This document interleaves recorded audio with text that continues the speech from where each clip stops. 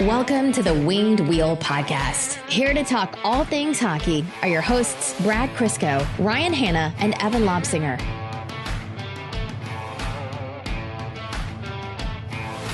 So my mistake was last episode proclaiming that we're back.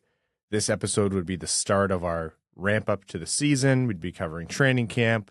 We are officially back to 2 episodes a week. So the Winged Wheel Podcast season has started. So yes, we will be back with another main episode on Wednesday. Declared all of that, immediately got extremely sick. Like, I think since editing and posting the last episode, I did not get out of bed, essentially. I tried golfing this morning, and that was a travesty. Immediately sick. So now we're back. Hold on, you went golfing today and it was a travesty? That feels like life back to normal for you. Yeah, it does, doesn't it? I walked into that one, and Evan not being here, he'd appreciate you taking that shot at me. Yeah, I figured I had to do something in his honor. Folks, Red Wings training camp is underway. The preseason is within sight. Let's jump into the episode. Here to talk to you about all things Detroit Red Wings hockey, the world of the NHL, and more. I am one of your hosts, Ryan Hanna. And I'm Mika's dad. I feel like that's going to be more relevant down the road, so I might as well lean into it. Yeah, you build your brand now. Yeah. Very big baller brand of you. That's Brad Crisco. And not pictured on this episode is Evan Lobsinger. He is away on his Italian vacation with his now bride. Congratulations to Evan and Catherine. The entire podcast is married. Took you guys long enough. Yeah, well, we watched you do it, and then we were like, yeah, we'll take her. Yeah, you saw my 8th wedding anniversary roll by, and you're like, you know what? Great idea. Probably should get around to that. On this episode of the Winged Wheel Podcast, we're going to be talking about training camp, days 1 and 2, the red and white game, everything that's happened in there. We saw a line combination that we've all talked about for a long time. We'll be taking Derek Lalonde's takeaways, who stood out, who continued their strong play from last season, all of that and a lot more. We're going to be talking about the Red Wings overall, some conversation about their projections, what this year means for the team overall in the rebuild. It's not a new conversation, but it's an ongoing conversation. There is a look forward to the preseason and what to expect for the Red Wings, what we want to see, and some NHL news across the league and more before we jump into overtime. Before all that, we want to let you know that this episode of the Winged Wheel Podcast is brought to you by our Patreon supporters, patreon.com/Winged Wheel Podcast. If you want to support the show, you get benefits like access to our Patreon exclusive Discord, our Patreon exclusive overtime bonus episodes, and you're automatically entered into all of our giveaways. Last season, we gave away 2 tickets to every Detroit Red Wings home game, the vast majority of them going to Patreon supporters. So again, patreon.com/Winged Wheel Podcast. And Winged Wheel Podcast Night at the LCA, the first one this season. This is our 3rd year running it in partnership with the Detroit Red Wings. Saturday, November 4th, it's the game against the Boston Bruins.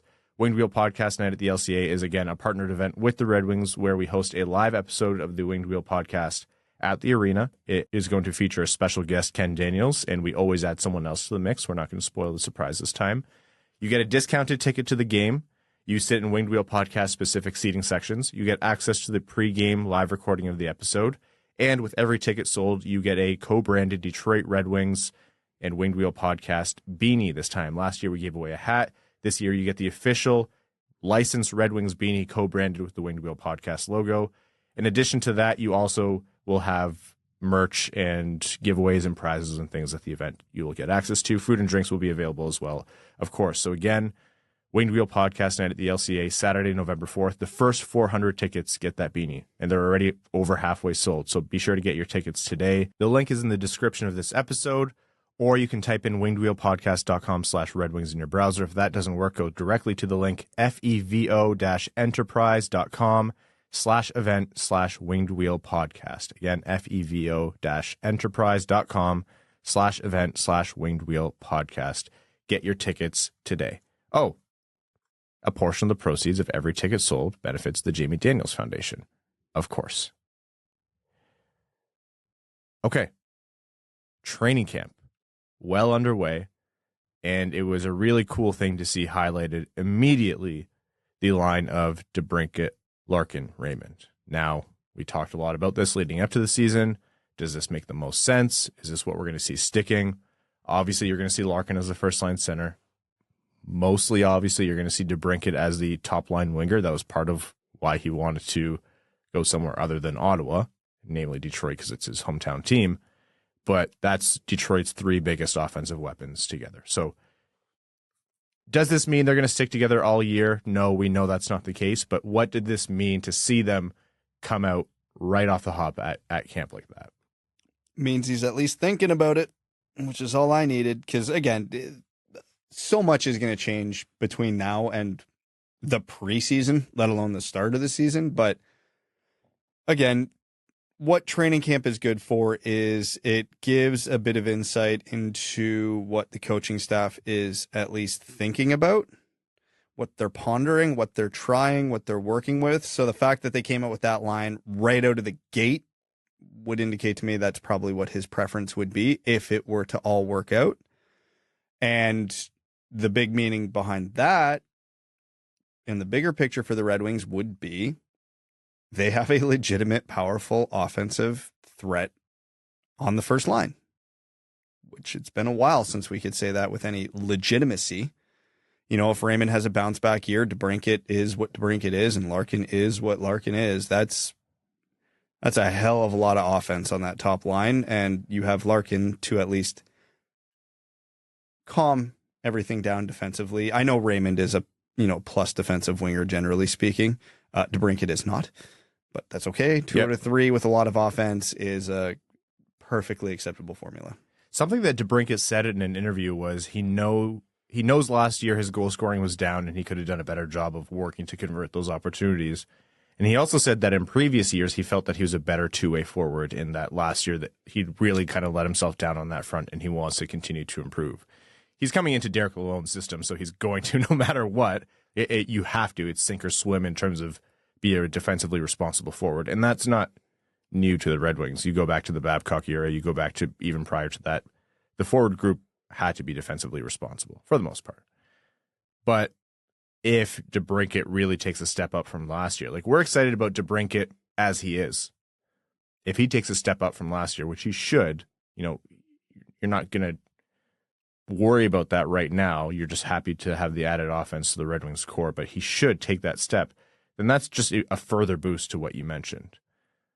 Mind you, I'm looking at this lineup, and the lines are going to juggle a lot during the season, and they juggled even over the course of training camp because it's training camp. It's literally practice. But DeBrincat, Larkin, Raymond, yes, and then I think it was Rasmussen, Kopp, Perron, Sprong, Fabbri, Comfer, Kostin, Veleno, Fischer with Berggren cycling in, or he was playing with Kasper and Danielson. That's not bad by Red Wings standards. It's not good by league standards. I mean, there's a lot to be desired there past the first line. But something that I do see is if the depth isn't clicking, what's immediately going to happen is Raymond is going to get pulled down, right? I know we talked about this a few weeks ago, and it's probably worth repeating to me. There's no formula here where you're going to have a good second line, at least offensively. You're just not. Raymond doesn't drop down and save that line. And when I mean good, I'm talking like league average. Compared to the rest of the NHL. Yeah, if you have Larkin and DeBrincat on the top line, is there a formula with what's left to get a league average second line? And the answer is probably no. So my theory was load up the first line, and then you take your 3 very gifted defensive forwards with some offense, like, a JT Compher and Andrew Kopp, Michael Rasmussen are the type of guys who fit this bill. But you create a somewhat below average offensive second line, but a plus defensive second line to kind of weather the storm when the other 3 lines are not on the ice. If you have Sprong and Fabbri and whoever on the third line, that's a plus third line by NHL standards. Larkin, DeBrincat, Raymond has the opportunity to be a plus first line by NHL standards. So, Raymond would help balance out the offense, but again, I think, that's shuffling the deck chairs on the Titanic. Yeah. There's just no way to save it per se. So what you try to do is weather the storm. And I think with the combination of guys they have, that's possible. We've seen what Rasmussen can do offensively, his 30 to 40 points, but he's a plus defensive player. Comfort, same thing. Yeah, last year he had the 50 plus, but I don't think that's going to be a regular thing. Same thing with Andrew Kopp. That could be the second line right there. And you just run with it. But Yeah, I understand the logic with wanting to put Raymond there, but I think that creates a bigger problem while solving a smaller problem. What is hopeful for me, though, is because so many small holes have been plugged, not with these fantastic top-end pieces. Like DeBrincat is obviously the shining prize of Yzerman's offseason, but besides that, you brought in JT Compher, and that's good. He's a good player. You like him. Contract opinions on the contract notwithstanding. Kostin is a great addition to the bottom six. Fischer could be a good addition to the bottom six, etc. But even though they're not top-end guys, there are more options to not just be able to weather the storm, like you mentioned, Brad, or have close enough to league average second or third line or even fourth line. You have more opportunities to have players who are genuinely NHL level players, which I know the bar is on the floor. Imagine a cup contending team saying, oh, we have a roster full of guys who deserve to be in the NHL. That's where the Red Wings are at in the rebuild. So this is nice. We'll take it. There's more opportunities for chemistry to develop between these guys, and maybe you get a spark between three, I don't even want to say unlikely players, but a combination you wouldn't have had the option for before. It's not impossible to say, especially if Fabbri and Rasmussen stay healthy. Those are both guys who I think maybe we're discounting the amount of offensive contribution they can have. I've talked to a lot of people who are big believers in what Rasmussen can do, especially with the step we've seen him take over the last few years. But, you know, if you have Sprong in the middle six and he's really meshing with Kopp or Compher and whoever else on the wing, then yeah, it's going to be shuffling deck chairs for sure. But with some active line shuffling, and I can't believe I'm calling for this after what Blashill was doing during a lot of his time, which was arbitrary line shuffling. But with some active line shuffling, you can probably have, you know, pray for health, a good first line and just a mix and match of something that is working for the second line and working for the third line and working for the fourth line. And the minutes are probably going to be spread a lot more evenly between those 9 players than would traditionally happen for a cup contender. Yeah, it's about what type of matchup game the coach wants to play. Because again, I think with the way the Red Wings are structured right now, maybe not against the, you know, upper echelon of the league, but I think in the bottom 6, the third and fourth lines, the Red Wings would match up really well against most other teams' third, fourth lines. It's a good bottom 6. I think they would probably, you know, if you're looking at teams in their range that they're going to be battling for a playoff spot with, I think that might be their biggest advantage, is that they can out-depth these teams. And, you know, you throw Sprong and Fabbri and, you know, Kopp out against Ottawa's third line, they should absolutely run them over. The question is, yeah, that second line's not going to keep up with almost every other second line in the NHL. Very few anyways. So there's a lot of options, and, you know, this is the exact time of year, you know, screw around with everything in practice and line rushes and preseason. Try everything. Yep. See what the hell works. See if you notice anything substantial. Like if, Larkin seems to be force-feeding the right side because he's a lefty. Okay, maybe you shuffle DeBrincat around to get him in that spot to get him a few more touches. You know, Compher's a righty, so he might be forcing it to the left side. You know, little things like that you can pay attention to see what ends up generating the most, you know, puck possession. Something that we talked about a lot during the offseason, towards the second half of last season and over the course of the offseason, was Lucas Raymond and what he had to do to improve. He wasn't terrible last year, but he didn't take the step that we know he could have based on how strong he was in his rookie campaign, which is essentially, you know, if Seider and Zegras didn't exist, he'd have a great case against Bunting for the Calder. His strength, his size, his power, his strength behind his shot, his explosiveness, etc. Max Bultman of the Athletic Detroit, good friend of the show, noted that Raymond last year was listed at about 176 in terms of weight. And I think coming into camp, he's at 189 or 188. And so that whole, he's talked about, you know, wanting to put on strength. That's what he's been working on over the offseason, putting on muscle. Guy's bigger now, and it has been noted already that he looks more explosive. He was the standout player in the first day of camp, which don't take home too many storylines from training camp. It's training camp. Last year, we talked about how good Filip Zadina looked, and he did look really good in training camp and in preseason. And I'll make the same joke I made in the last episode. He now plays for the San Jose Sharks. But if you could write down one thing that you want to see from day one of training camp, it would be Lucas Raymond's standout player, because so much of this season rides on how much he can improve. So Lucas Raymond looks like he's put on muscle, looks like he's put on power in terms of his stride, and you have to think that that can translate to his shot as well. So how big of an impact could that have for the Red Wings? God, we really are in best shape of his life season. It's not that different than the NFL, man. No, it really isn't. You know, if I want to take the extremely optimistic view of something that is obviously important, but obviously not the be all end all, though, it could be very significant because Lucas Raymond turning into a 70, 80 point player could be one of the biggest developments for this rebuild because they need guys to step up and overachieve. They need guys to put up offense because obviously that's been their weakest spot for a while now. If all of a sudden he's a little faster, he's a little quicker, he's winning a few more puck battles, and the puck's on his stick more, well, we know how good he is with the puck on his stick, so there's no concerns there. It's just a matter of getting it there more. And, you know, you talked about DeBrincat trying to be a 200-foot player, and it's funny, too, because I had this exact conversation with Mika this week, teaching her some, more structural things with hockey now that she's at a higher level. It's like... Roughly as tall as DeBrincat, too. Yeah, Mika. and because Mika's like DeBrincat, all offense, all gas, no breaks.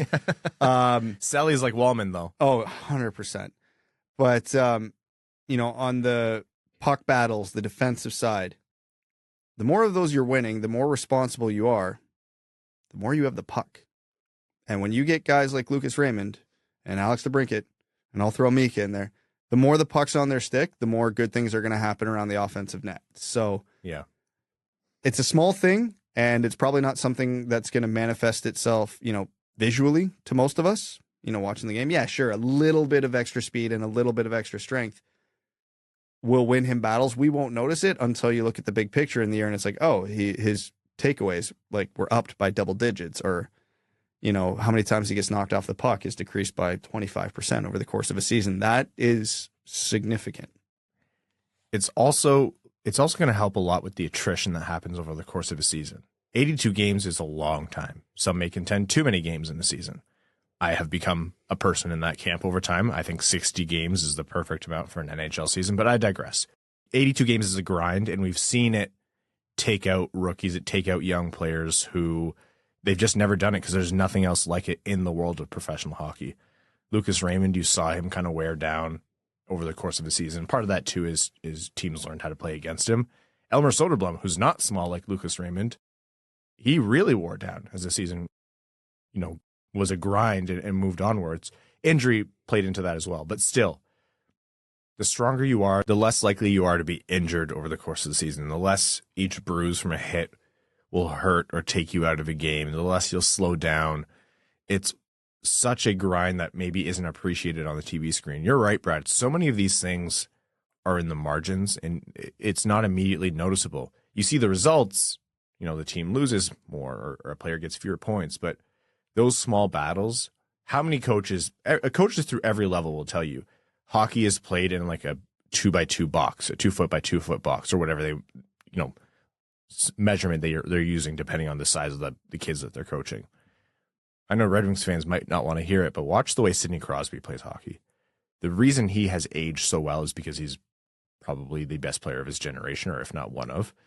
But he also is all about the explosiveness and the winning the battles and making the smart plays and all that work in the margins to make sure that they add up and amount to, you know, what is an excellent hockey game. So I don't know how I got from Lucas Raymond to Sidney Crosby, but I digress.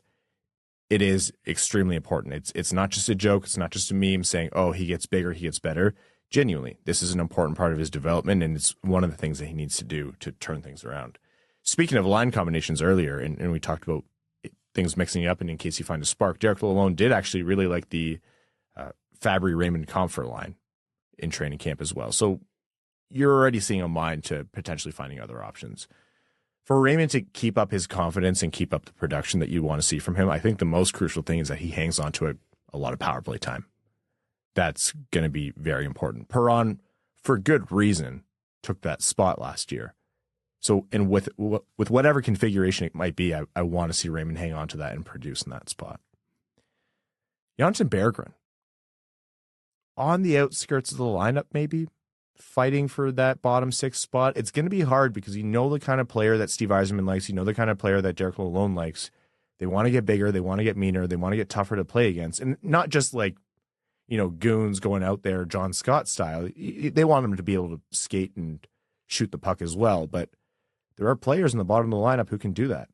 And Jonatan Berggren kind of trailed off towards the end of last season, talking about that attrition. So I think the first day he wasn't in the top 12 forwards, and the second day he did skate with them, but he's going to have to earn a spot here. He does. And, not to get back to old habits of the depths of the rebuild, but, one of the problems the Red Wings have in this rebuild right now is you look at the roster as it's projected to be this year, it's old. They are not graduating any prospects this year in all likelihood as it's going to shake out now, which at this point in a rebuild, when they're trying to hit the gas, seems insane. And I understand some circumstance with Edvinsson and other things have kind of forced Detroit into that, but you can't take a young guy who showed promise last year and regress him. You can't. Yeah. Berggren needs to play. And I understand that you can make a case for all 12 of the guys in the lineup ahead of him because, again, as ridiculous as it is to say, the Red Wings have 12 true NHLers that they can parade out in front of him, and you can probably justify any one of them individually over him. I wouldn't agree with that, but you can justify it. Like, I'd understand the argument for each of them. He has to play. Like, this is, Christian Fischer, Klim Kostin, David Perron. Most of these guys have no future with the Red Wings when it matters. Berggren might. Like, again, he might not. He might not be the guy we think he's going to be. And whatever, that happens. We talked about prospects fizzing out and not making it and busting all the time. But Berggren was one of the more consistent offensive producers for this team last year, because the team was, again, devoid of offense. And he was the rookie who came in and went, oh, look, I can do a little bit of this.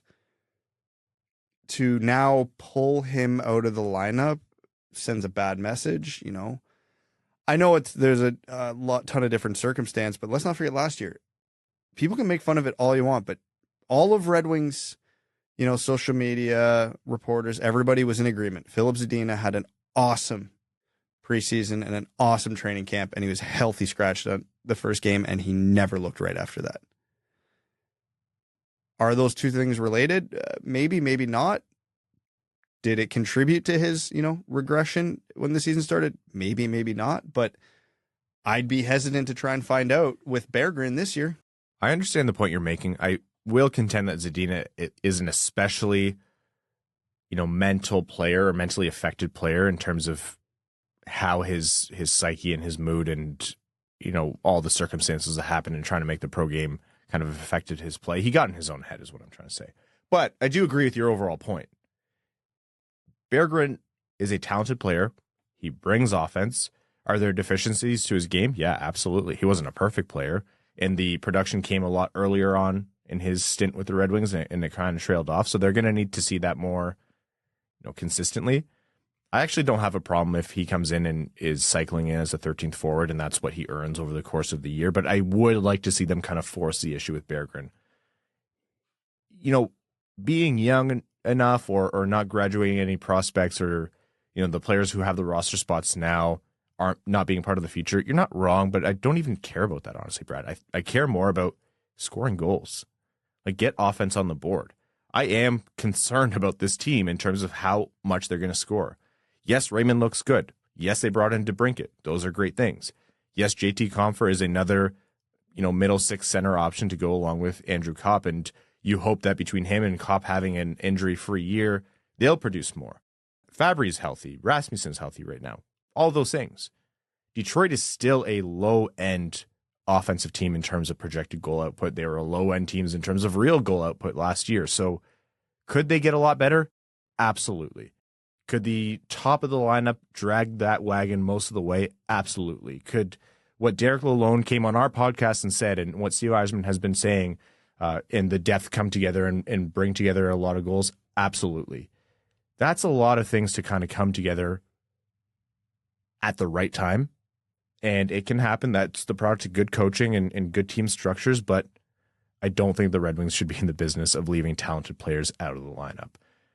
All this with the big, fat Berggren-sized grain of salt saying he has to earn his way onto the roster. Like, if he has an atrocious camp and just doesn't do it, then that's the issue settled. You don't force it that hard, but he really, based on what we've seen from him last year, he's talented enough to be in the mix of the Red Wings players and, not otherwise. Offense from the blue line, though, Jake Walman looks to be picking it up right where he left off last season, which is crucial not just for Mo Seider, but for the offense. Not only do I think we could see more offense from Jake Walman this year, not only do I think we could see more offense from Mo Seider this year, I think we will see equally nothing below them in terms of offense outside of the power play. I know Gostisbehere is going to help on the power play, but yeah, the defense is like it feels status quo to me, even though it's not. Obviously, I like the addition of Petrie. I like the addition of Gostisbehere, but do any of them have the upside that Walman and Seider do? No, obviously not. So you're really hoping for something unexpected to happen in the bottom five defensemen. Obviously they're going to have to run a rotation on who's in and out of the lineup. But yeah, Walman, fairly or unfairly, needs to take a step offensively this year. And all the ingredients and all the signs that that's going to happen are there. They were there last year. They're there in training camp so far this year. They're there in how the team's talking about him. So I am very optimistic for that. But unfairly, he is probably going to be the biggest factor in making up for what's not happening below him in the lineup. Because we know, even in a down year last night, Mo put up over 40 points. So if he even progresses a little bit, he's still going to be a 40, 50-point guy. And that's great, and that's helpful, and that's needed. But Walman, when you actually look for how good he was last year, when you actually look at his raw stats in terms of offensive output, it wasn't anything special. He didn't put up a lot of points, no. So which is amazing because he was so noticeable all the time. And some of his goals were highlight reel. Yeah. So, yeah, I expect him to take a step forward in that category this year. And like I said, unfortunately, he needs to.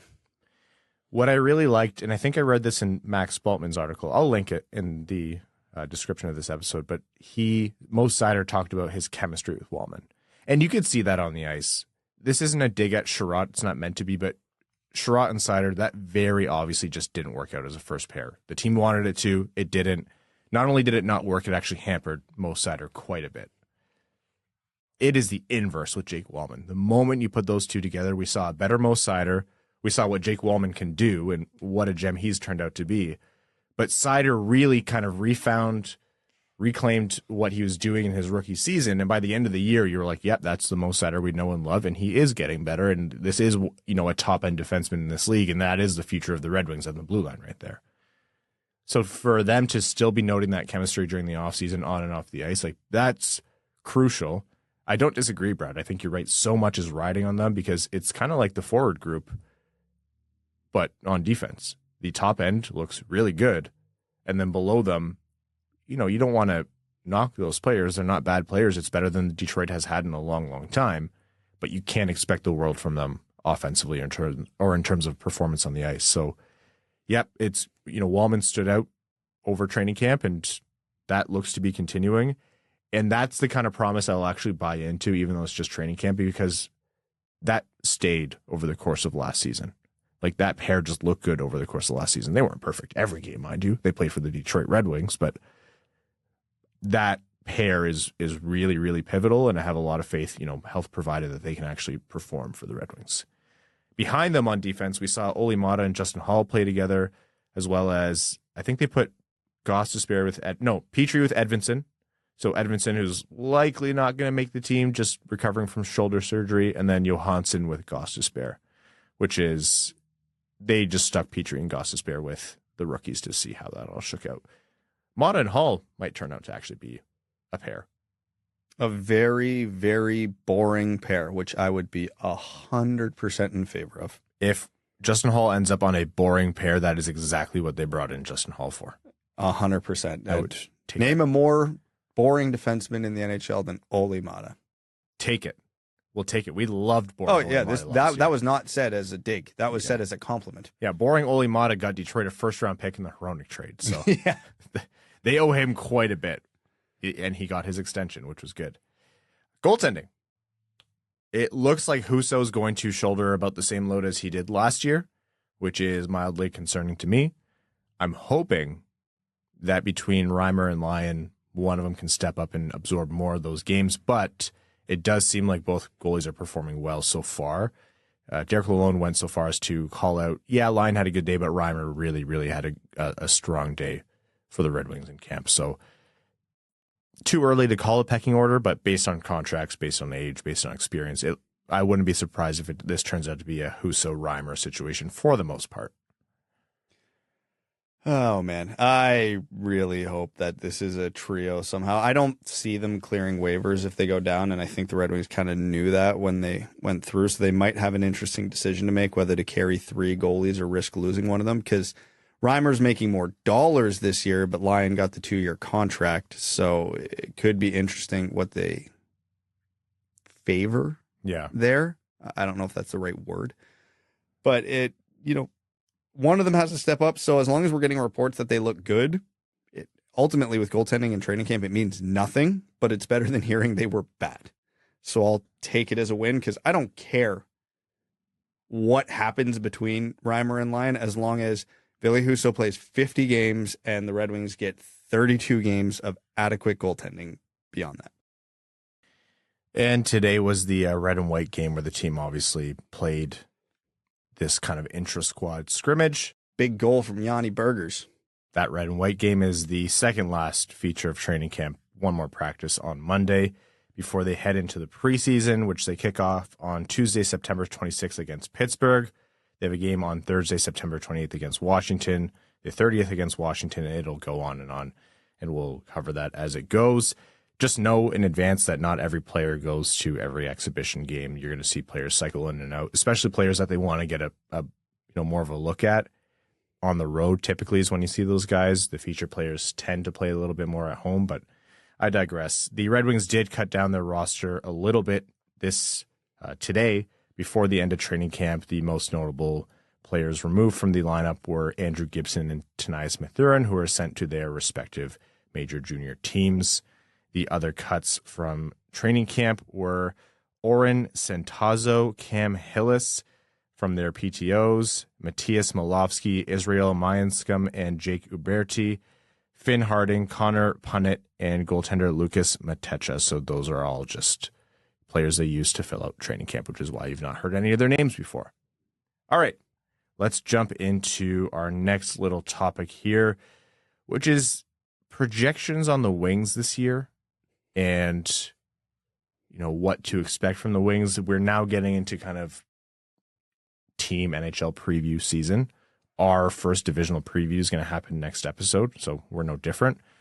But as the Red Wings are evaluated by the rest of the league, there is a range wherein they're kind of falling. I think the Athletics projection of them was 85 points, which I don't think is terribly far off what our own projections are that we talked about earlier in the offseason, and that we'll have our Red Wings season preview later on. But that's about where they're at, and there seems to be a kind of consensus in terms of, yes, the Red Wings don't have these elite players, and yes, they're going to potentially struggle against Buffalo or Ottawa because they've made steps as well, and that's who they have to compete with. But the label of make or break, that is starting to come out a little bit more. And I don't even think you need Steve Yzerman to say it in his interviews, and I don't think you need Derek Lalonde to say it in his interviews, but they are, in that this season isn't, they want to see progress, they want to see improvement, but this isn't the year where it's all going to happen, right? What is the future of this team?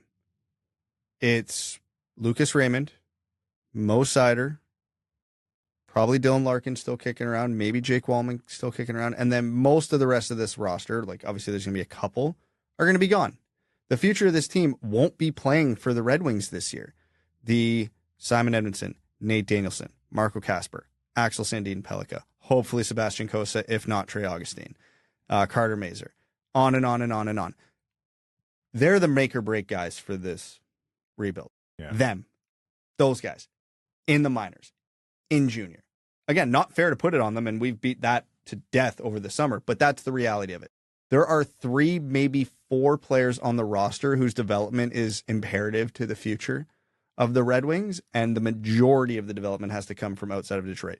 If the Red Wings suck this year, let's say they put up 72 points, but Lucas Raymond puts up 70 points, Mo Seider's a 50-plus point plus player, Larkin's around a point per game, and Jake Walman, has his offensive breakout and is at like 35 points.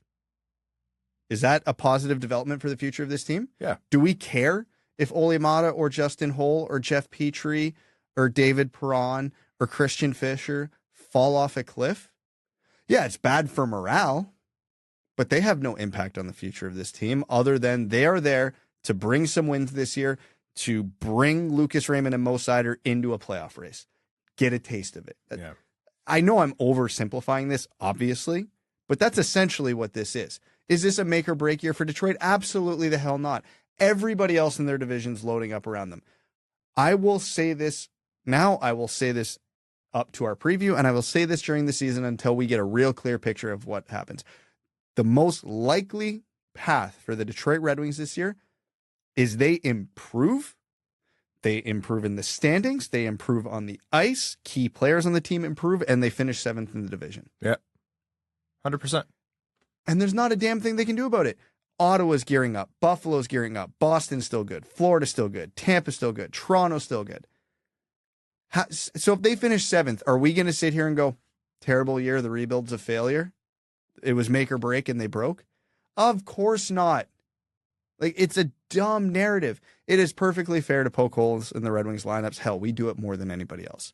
It is perfectly fair to point out, hey, they don't have a lot of young guys in the lineup for a team that's rebuilding. Perfectly fair. I actually agree with you. Oh, their goaltending's unproven. Yep. How is this is not make or break though, because these are not make or break for guys who are 20, 21, 22, 23, 24 years old. This is a team that's going to be leaning largely on guys in their late 20s and early 30s. Mo Seider and Lucas Raymond notwithstanding. Yeah. I don't know. Will there be a pleasant surprise? Does Veleno have a breakout year and all of a sudden he's an important piece of the future? Does Michael Rasmussen maybe tickle 45, 50 points this year and all of a sudden maybe he's looking at as a more important player? Because, again, I think where he's at right now is being overinflated, but that's another conversation. Klim Kostin, could he be a dude? Maybe. Mm-hmm. But until it actually happens throughout the season, we don't know. And those would be pleasant surprises, not necessities to the future of this team. So, again, when you are reading a preview and they go, the Red Wings are going to finish 7th. They're going to be mid-80s in the points. You should look at that and go, yeah, that's very fair. That's probably going to be very close to what actually happens. Make or break, throw that crap right out the window. Yeah, and you know what? If there's an indictment or there's a review on how Steve Yzerman has built this team, and we've talked about this till we're blue in the face, and we're blue in the face now, and we're only going to get bluer in the face. It's just the nature of where the Red Wings are at, and like Brad said, until we get a clearer picture of this season and beyond, this is what's going to happen. But if this is a review on how the team was constructed and when Yzerman hit the gas and acknowledging, a lack of lottery luck or whatever, that's well and good, and it's actually correct. We've talked about it a lot on this show. But there's no real point in pretending this team, as it's constructed, was constructed to be a playoff contender. Yes, the Red Wings want to playoff contender, yes. Sorry. Cup contender, yes. No. Yeah, that's a good clarification. I mean, like a strong playoff contender. This isn't the Carolina Hurricanes. This isn't the Colorado Avalanche, for obvious reason. Now, nobody builds a team to try to lose. Chicago, but still. The Red Wings aren't building this team to try to get worse. No, they did a lot of what they could with the avenues that they could take over the offseason. Some folks contend too much in terms of bringing in players over the offseason. But there's only so much you can do. So if you want to have a conversation about what the Red Wings should have done over the last 3 or 4 years, that's one thing. Talking about what the Red Wings are going to do this season, you have to accept the reality of, like you said, Brad, the landscape changed around them as they were changing. They could grow. They can get better in every single way. And because their division got so good and there's so much talent, it could mean net zero in terms of, trying to make the playoffs. I can see an avenue for this team if they take runs like they did last year and they get really, really solid goaltending and they stay healthy and Lucas Raymond takes a step where they could be contenders for that wild card spot. I will not say that that's crazy at all. We saw last year with our own eyes what they did with a worse roster. So yeah, that's absolutely an avenue. But your takeaways for the season, whether you like it or not, and if you want to have a conversation about the rebuild overall, that's a separate conversation. But this season is about improving for the future, and that happens in small pockets on the Red Wings, like Brad said. That happens with Axel Sandin-Pellikka over in Sweden. That happens with Nate Danielson in the CHL. That happens with Sebastian Cossa, hopefully having a strong season with Grand Rapids, Trey Augustine, etc.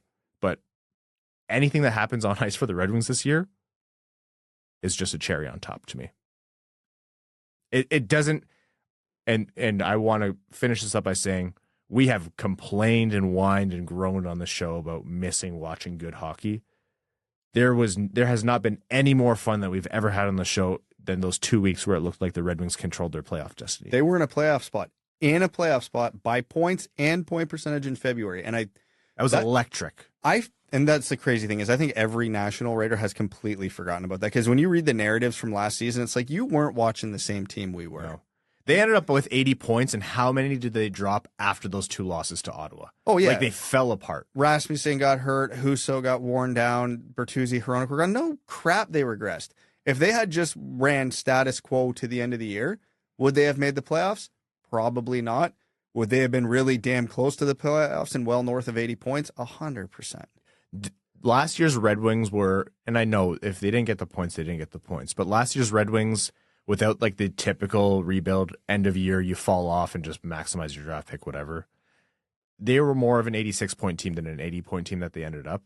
To me, real success is if the Red Wings can reach that 90-point plateau this year. Yeah, and 90 points does not get you in the playoffs. Normally, it's somewhere between 95 and 100 points. Last year was actually the aberration where it was a little lower than that, so don't expect that to repeat. Yeah. So you can go, oh, if they only add 14 points, they're in. I don't think that happens this year, and adding 14 points isn't easy. It's a lot, yeah. But, yeah, if they, again, I think we've mentioned, everybody, I shouldn't even say we, everybody's mentioned, if the Red Wings are playing meaningful hockey games in terms of playoff relevancy into late March, that's a win. Even if they don't get in, that's improvement. That's positive direction. That's getting the Mo Seiders, the Lucas Raymonds, meaningful, important hockey games in crunch time, which is a plus for their development. And if the Red Wings end up picking 9th overall again when it's all said and done, hey, doesn't hurt. And that's our soapbox that no one asked for. Don't worry, the season's starting soon. Next episode's the first divisional preview. You're free of this conversation for a little bit after that. Yeah. A 1 or 2 meaningful guests next episode of Division Preview. It's going to, yeah. less diatribes, less tangents, less soapbox standing. More actual hockey to talk about. Okay, speaking of actual hockey, let's talk about the rest of the NHL. Steven Stamkos, coming into the last year of his deal, made a very public statement about how he's disappointed that the Tampa Bay Brass and GM Brisebois have not kind of talked about an extension. He was hoping to get something done before camp. It's been made obvious by the team that that's not going to happen and that they're going to take the year to evaluate. Julien Brisebois, when asked about it, was very clear in that, you know, et cetera, et cetera. Stamkos is a important part of this team. We wanted him to retire a Tampa Bay Lightning player, but we need to kind of assess everything and make sure that we take stock of our options and make sure that we can have a good team overall. Pretty much what they're saying is they need to see how the season's going to play out. Stamkos probably wants another long-term deal, probably wants a good amount of money. He's not, there's a 100-point player recently, so he's going to command that, but he's also 34 years old. And that's big. Stamkos is still a big player in this league, and he'll command a lot of interest if he doesn't end up with the Lightning. The irony is kind of palpable here because Steven Stamkos brought it down to the wire with the Lightning with his last contract and was shopping around with other teams. So to me, I kind of say, this is within the team's rights and that's what they can do. I think it's a bold move to take with one of the faces of your franchise. But what do you make of this? This is one of those examples where nobody should be taking a hill to die on when forming an opinion on this. Steven Stamkos is right. He's still a really damn good player. He's still a very important part of that team. Tampa is right. He's in his mid-30s, and you do not give... 33, not 34. Yeah, he's 33 years old, and you do not give 33-year-olds term and significant dollars. Both are true. And history has taught us the responsible course of action here, if Stamkos's demands continue to be term and dollars, would be for Tampa to let him walk.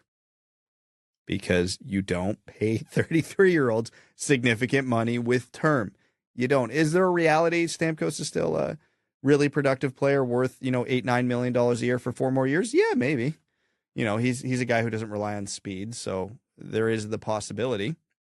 But again, Ryan, in this situation, what has history taught us? Father Time's undefeated. Exactly. Is his regression coming this year? Is it coming when he's 37? We don't know. But it's coming, and it's coming soon. For me, you do kind of have to feel for him. Stamkos went through all of the painful years before they got to the cup-winning dominant years. He watched Kucherov sign a long-term contract. He watched Braden Point get his deal. He watched Cirelli and Paul just get long-term deals. Sergachev just got a mega contract. Brandon Hagel. Yeah, they're handing out long-term deals, often in smart ways. I think they're good gambles to take, but they are handing out money and they're handing out term. And he's probably thinking, I'm the captain. I'm the face of this franchise. I'm the first overall pick. I am the guy who came back from some devastating injuries. I put up 100 points just 2 seasons ago. I've played 81 games the last 2 years.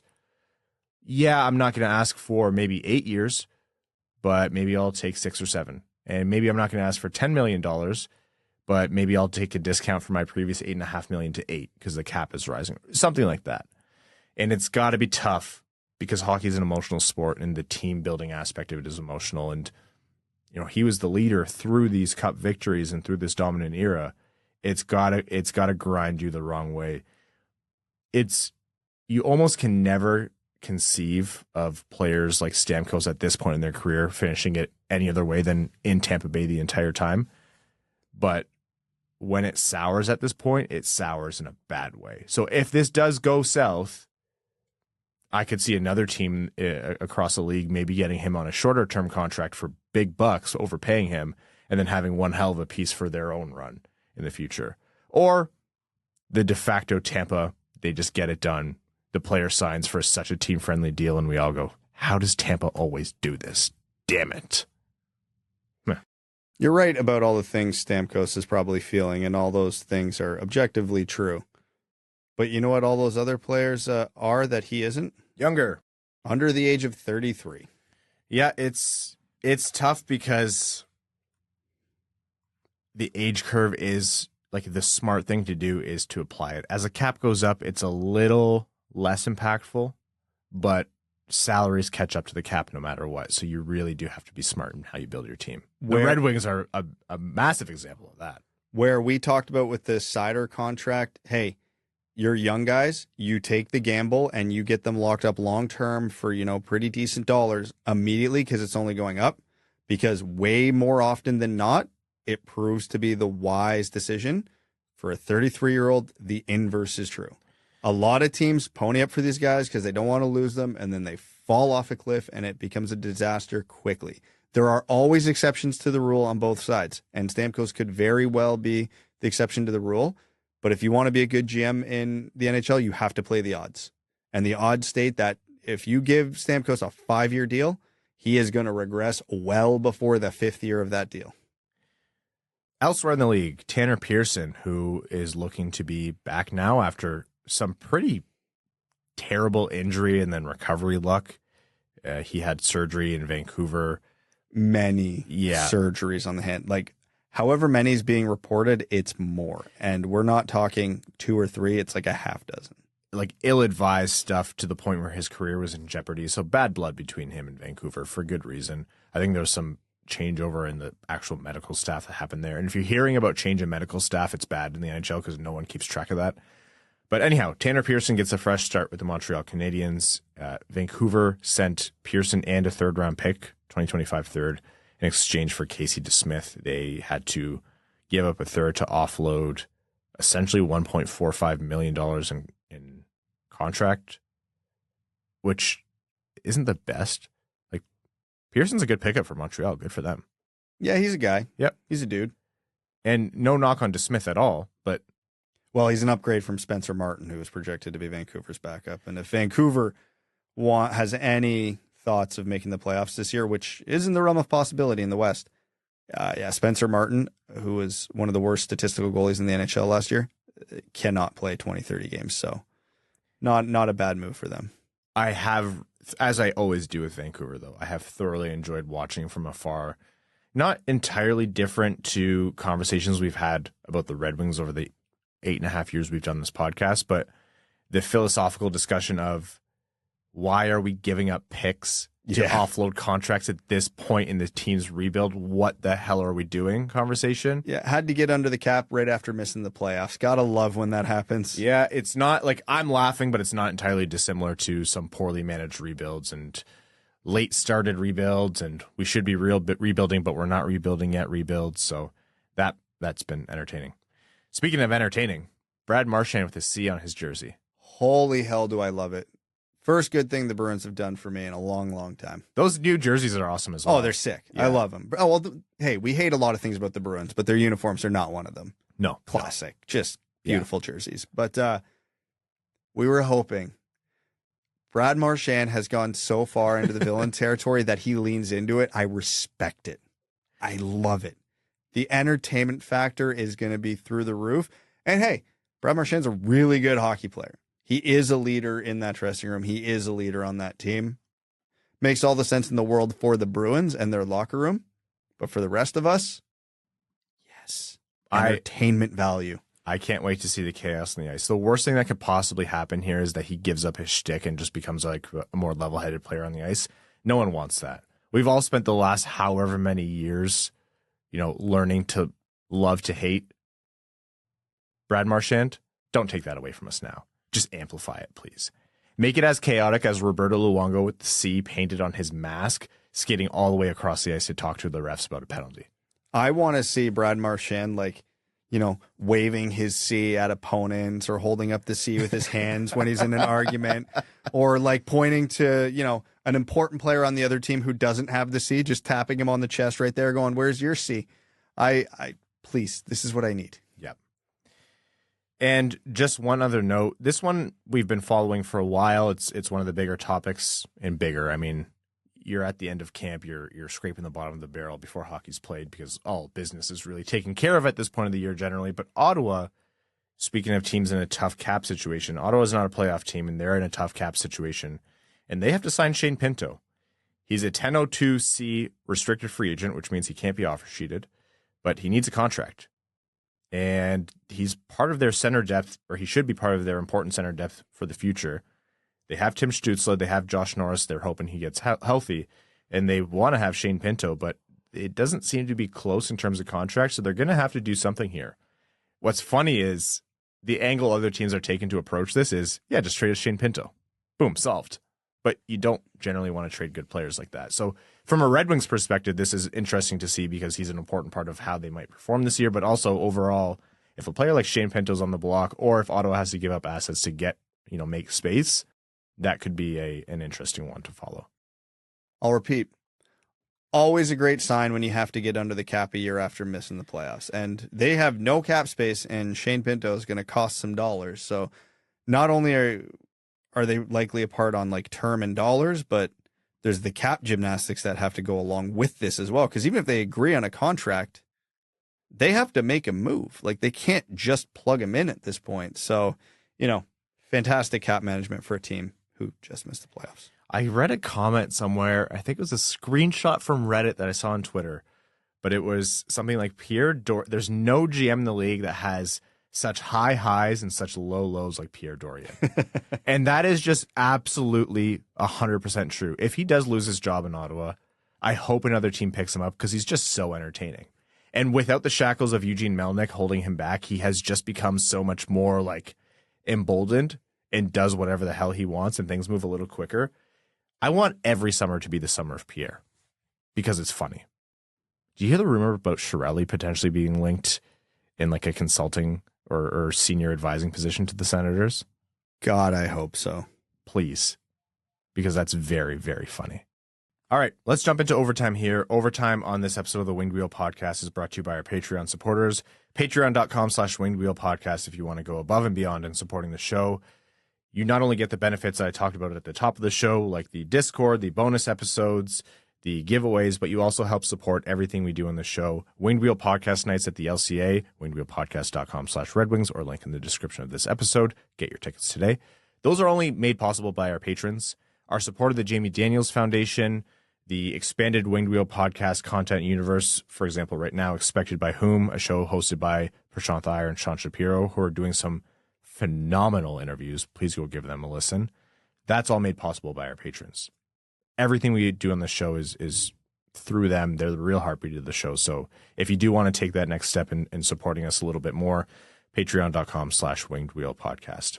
Before we do that, though, we have a proud dad moment to acknowledge here. Brad, Mika, who was born a year into us starting this podcast, has officially made... Actually, I'll let you do the honors. Yep. So Mika's first ever hockey tryouts wrapped up yesterday at the U8 level, obviously with her turning 7 not that long ago. She tried out for the top level team.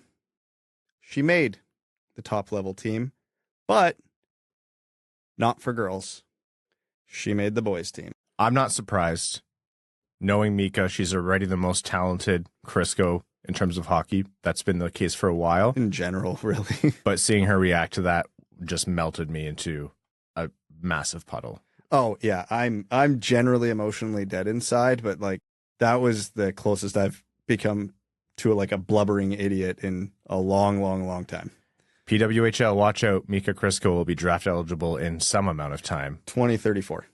Detroit, you better have a team by then. All right, let's take some questions from our patrons. Mike Hansen says, newish patron here. Mike, thank you so much for your support and welcome to the Dub Club. He says, with the return of Michigan kid DeBrincat and past talk of Southwestern Ontario kid Bo Horvat coming home to Detroit, are there any other quote-unquote local guys we could see either the Wings targeting or players wanting to come home to play for the Wings where we might be able to get on a decent deal, either contract or trade value? Hellebuck is the only one I've heard of recently. Cheers. Kyle Connor, but that won't be cheap. No, yeah, reasonable deal doesn't exist. Connor and Hellebuck were the first two that immediately jumped to mind. There's been a lot of guys who have played for the University of Michigan, but they're not necessarily from the area. And Michigan's a great hockey state, so they have players everywhere. Oh, yeah. Where are the Hughes brothers from? I know they played for Michigan, and obviously they're American, but I actually, off the top of my head, cannot remember where they're from. Orlando, Florida. That doesn't feel right. Yeah, I know, right? They're Michigan kids through and through, and they're like so much of their identity is because of Michigan.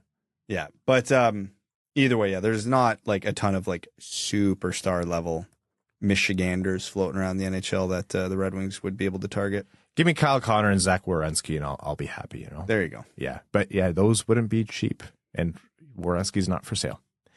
Jennifer Reed, our good friend, says, "What are your individual benchmarks for Raymond to have a good season?" 60 points. Yeah, I'll say good.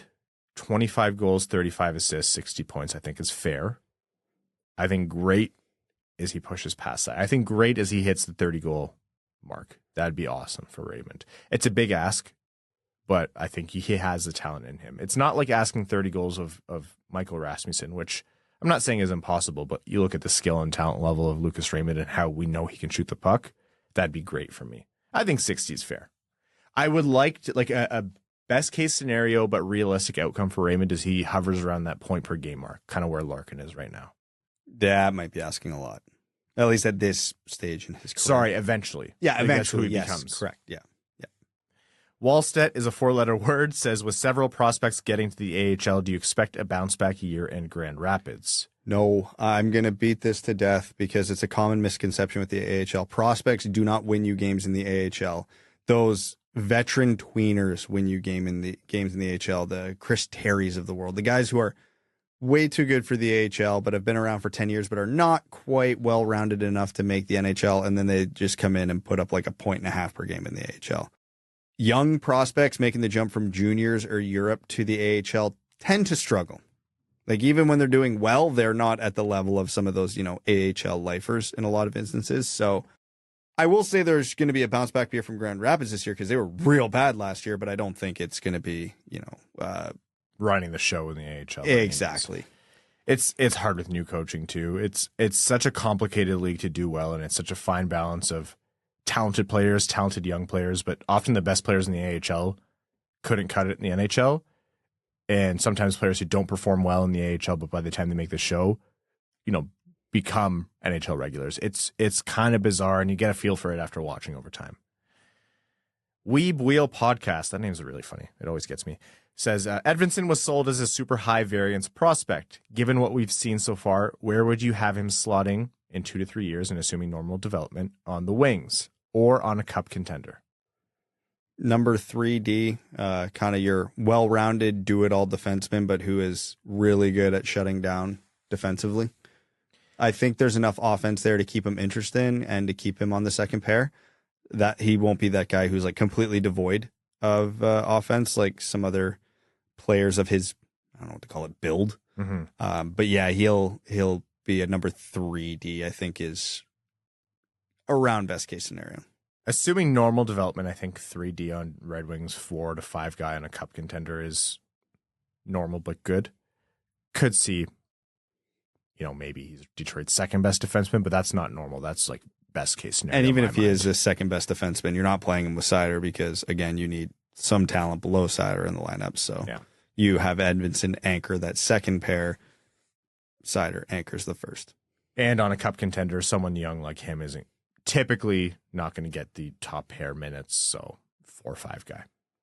Coyote season tickets in anywhere but Tempe. Speaking of Coyotes, that Logan Cooley goal. Holy man. God, there's going to be so many new Australian Coyotes fans. That is... Well, hell, in a few years, they might be the, Sydney Coyotes for all we know the way it's going. But that was... You watched that and you're like, I can't believe that kid was thinking about going back to college this year. Yeah, honestly. My God. Shameful defending. I think was it Kempe, whoever was wearing. Doesn't matter. But that was just sick. Unreal. If I was any one of the LA Kings in that clip, I'm erasing it and I'm just passing out like one of those goats if anyone tries to play it in front of me. I wouldn't even think to attempt what he did and take the lane he did, because if I try that, I'm getting my head taken off. Yeah. Like, how did he pull that off? Unreal. I'm happy for the fans in Australia. That was a good show for them. Oh, it was unreal. Coyote season tickets in anywhere but Tempe says, if the Red Wings don't make the playoffs but improve on their point totals during the next 2 seasons, like we just talked about, 1, how acceptable is that to you guys? It doesn't matter. It depends what's happening with the players under the age of 25 in that time. And I hate that we're still at that point, but that is the reality of the situation. It's acceptable to me because I think that comes with better hockey to watch. Like, if some of the season is like those 2 weeks and some of the season, like a lot of the season is like they're playing decently, then that's fine by me. How acceptable do you think it will be for fans at large? It'll be a mixed bag. With what the national writers have been pushing, I can see the unrest setting in soon. If the Red Wings don't make the playoffs, which is the most likely scenario, there will be more conversations, fair or not fair, about the rebuild and Yzerman's job and, what has to happen next offseason. I will say 65-35 well received to not if the Red Wings get better but don't make the playoffs. How acceptable do you think it will be to ownership? Again, it depends, because if we watch Nate Danielson absolutely torch the WHL this year, and we watch Marco Kasper come in next season and put up 40 to 50 points, and Sandin Pellikka, who's off to a phenomenal start in Sweden, by the way, this year. He looks great. He looks unreal. If he's crushing it in Sweden, I think ownership can accept that because, the reality of the situation, and as dumb as it is to say, they're going to look at Danielson and Sandin Pellikka and whoever and see the dollar signs jumping off of them when they get over here. So, it might be all right. And also fair to say, like, Yzerman has done enough public posturing in terms of, we need to fill the seats and we need to give fans something to watch and we need like revenue. It matters. Whether or not the way he's acted, at the last trade deadline, he sold Bertuzzi and Hronek, so that was a different story, and that was the right thing to do. There's been enough lip service to that publicly, so that's part of his conversation with Chris Ilitch whenever they talk. They are where they are. It's the same as they answered the previous questions. Like, this is the reality. Yzerman has already done a lot to move things forward. And if that was ever a concern, you can say, look, I hit the gas earlier than maybe we should have. And if money and revenue wasn't an object, I would have waited longer and tried for the Bedard lottery and beyond. So to me, you couldn't begrudge ownership for not being thrilled, but this is just the kind of reality you have to accept. Next question here from Highly Illegal Hartford Fishing Operation says, it's difficult to ignore Elmer's performance in Traverse City. I think he makes the big club again. I do think he's going to take a roster spot again eventually. Whether it's at the start of the year or not, I'm not sure, but he looked good. And he has the size and he has the talent. He did a lot of the things that we talked about. Before the prospect tournament, we said, what do you want to see from him? And that's exactly what we saw. Yeah, but he didn't exceed our expectations. He met them, so I don't know how much that changes the projection for me this year. Last name Seider, first name Dixon, says, thoughts on Kasper throughout camp in the red and white game? He's been a bit of a ghost. I don't know if that's a pun or not. I think Kasper is destined for the AHL this year. A lot can change between now and the end of preseason, of course, but just with the logjam ahead of him, and there's no real rush to put him on the big squad. I think the Griffins is where he's kind of looking towards now, yeah? Yeah, the Griffins are probably a pretty friendly spot for him. The Jacked Scientist says, hey guys, who's a prospect that you each have a personal soft spot for? Could be a favorite too, but someone you, for whatever reason, root for a little extra outside of the need him to hit requirement. Oh, man. It was Sabrango for me before he got traded. Tough. Yeah, tough look. Yeah. Who would be the new one for me in that category? I haven't put much thought into it, honestly. It's hard to say soft spot. For a while, very obviously, it was Zadina. And even after he was no longer a prospect, it was Zadina. And part of that was you see it there and you're like, just unlock it. Damn it, man. Now. Oh, now I have my answer. I can't believe I forgot. I've already talked about him in the last one. Sandin Pellikka. Does he even need a soft spot, though? I don't care. I don't care. He's the best prospect on this team. Fight me. I'm not just because he came on the show. He's a friend of the podcast, but Carter Mazur for me. I love how instantly proven wrong I was about that pick in terms of I like the player, but is he really going to turn into a Bertuzzi type or is he going to be more of a Helm type? No, he's looking more like the former, and he has just been good through and through. That type of player is so rare in this league, and so I love when players like him make it. So yeah, absolutely Mazur for me. Okay, why don't we wrap up this episode of the Winged Wheel Podcast? Thank you all so very much for tuning in.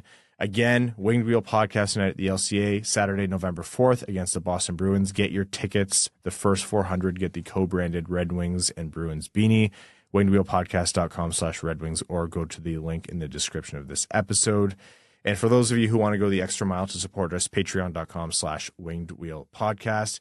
And if you want to support us but don't want to support on Patreon, give this podcast a rating wherever you listen. Spotify, Apple Podcasts, Google. It makes a big difference. Also hit subscribe and tell a friend about the show. If you know someone who would, like listening to a podcast and just don't know how or haven't listened to a podcast before and like the Red Wings, show them the Winged Wheel Podcast. We'd like to thank all of our listeners, our name-level supporters on Patreon. Arjun Shankar, Yves Bartels on behalf of the Sarah Grand Foundation, Aikfer, Samuel Soderholm, Raymond's Missing Tooth, Icon, Brad's Lord and Savior, Bradley Cleveland, Glenn Brabham, Everybody Loves Raymond, Croner's Left Knee, C. Lyon, Keenan O'Donohue, Yanni Burgers, Meals on Wheels, Matthew M. Rice, A Squinty Face, Admiral Matt S. of the Cheesebag Navy, Brad owes me a beanie, Brian J. Bauer, who's a new name-level sponsor. Welcome, Brian, to the Dub Club. Buck the Suck Eyes, Carl Brutanen and Aluski, Carzone 13, Citizen High Five, Clip Clop Nay Nay, Connor Scovey, Cooking with Kosa, Coyote Season Tickets and Anywhere But Tempe, Craig Kibble, Denny's Gamer Girl, Derek Enstam, DJ Denton, Exquisitine Buble Schwinslow, Give Blood Fight Probert, Hockeytown Love, Hockeytown Matt, Hassam Al-Qassam, Jay Gollum, Jacob Turner, Joel Miranda, Kalen Wood, King Tone, Marcus, Marlon Winchester, Matt K, Cannon Fodder, the Cheesebag Army, Matt McKay, Michael Edlund, R.A., Red 3, Ryan Hubbard, Scott Martin, Scree and Lube, That's What I Appreciates About You, Walman's Elite Dancing D, Iserplan Stan, General Andy Bohan of the Cheesebag Army, Sam Bankson, Adam Rose, Axel's Sandy Pelica, Big Cheese, Brad Simmons, Brian Vasha, Captain Antonio Gracias of the United Federation of Cheesebags, Chuck Buff Chest, the Tarpless Goon, Clappin' Bombs and Respectin' Moms, Commander Ben Barron of the Cheesebag Space Force, Connor Leightonen, Corey Prida, Darren Fick, D-Boss, Snip Show, Frank Stanley, Gene Sullivan, Griffey Boy, Henrik Robert Deeks, James Laporte, James Pridemore, Jeremiah Dobo, J.M. Rhapsody, John Evans Derogatory, John Ingalls, Josh Yelton, Kevin McCracken, Quaz, Linda Hull, Maximilian, Melissa Erickson, Norris Seider, Ophelia, Steven, The Hotag, The Hat 123, Winging It in San Diego, Wings Fan in Alaska, X, formerly AA Ron, your second favorite patron. Thank you all so very much. Division previews start Wednesday.